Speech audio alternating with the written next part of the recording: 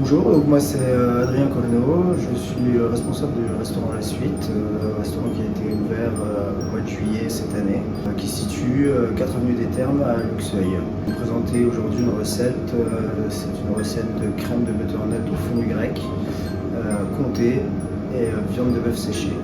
Donc pour cette recette, nous avons besoin de 18 tranches de bœuf séché, d'un morceau de comté, un butternut d'à peu près 600 g, 6 œufs, de 20 g de fenouil grec et de 60 centilitres de crème. Alors dans un premier temps, on va s'occuper du butternut. Donc il faut l'éplucher, enlever la partie, les deux extrémités, le couper en deux et le vider, enlever toutes les graines. Ensuite, on va le couper en petits dés.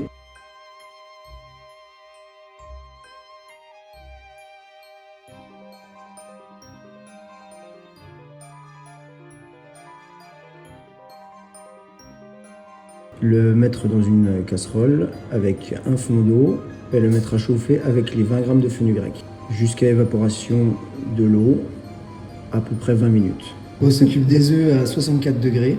Donc pour ce faire, il nous faut un thermoplongeur que l'on va régler sur 64 degrés. Et nous allons plonger les œufs une fois à 64 degrés pendant 1 heure. Si vous n'avez pas de thermoplongeur, vous pouvez tout à fait faire des œufs pochés.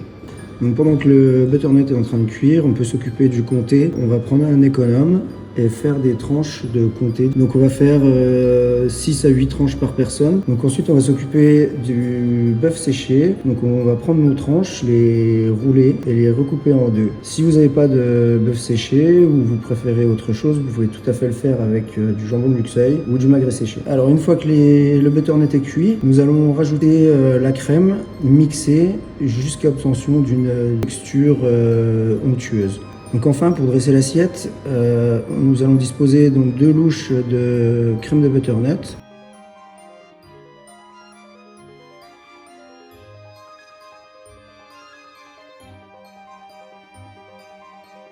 Nous allons casser les œufs au milieu de l'assiette.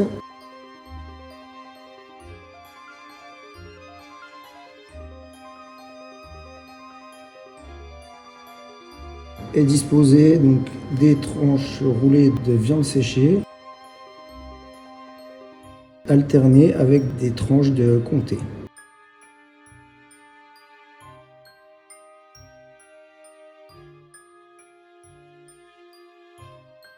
Et donc pour sublimer cette assiette, ne pas hésiter à mettre une petite fleur de pensée ou autre.